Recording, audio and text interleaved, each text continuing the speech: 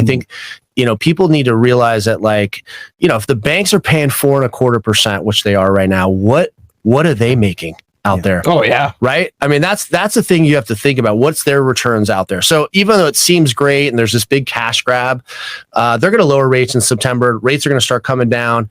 It's like, you got to be able to keep up with inflation. That's the whole thing. And so, I always talk about, like, a 1 ounce gold bar. If you go back 100 years, they didn't have these, but if you had a 1 ounce gold coin 100 years ago, and it was, And so you have different types. Like, this is one where it's, I guess, IGR brand, and that's another one. Yeah, these are all. It doesn't matter what brand it is, right? Yeah, as long as it's a reputable. We verify that these are all reputable brands. Okay. And we guarantee everything that we sell, and we buy back everything we sell. So, Okay. to answer your question, Fresh, like, yeah, gold was at 1,400, and now it's at 2,400. So if people need to sell it, they sell it, right? That's the beauty behind it. They don't have to. It's not like they're Jordan that dropped 40%. They actually can make some money. Because I'm thinking, like, let's say I buy some gold now, I hit hard times. Mm-hmm.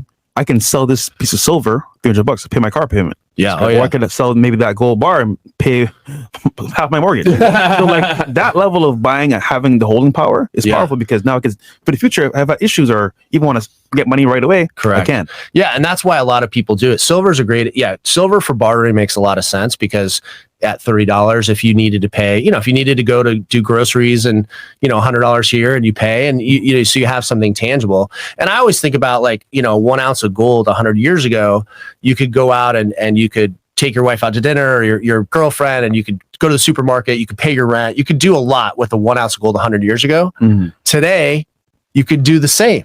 You can almost pay your whole mortgage, right? You could buy groceries. It's still able to do the same things from 100 years ago that it is today. Yeah.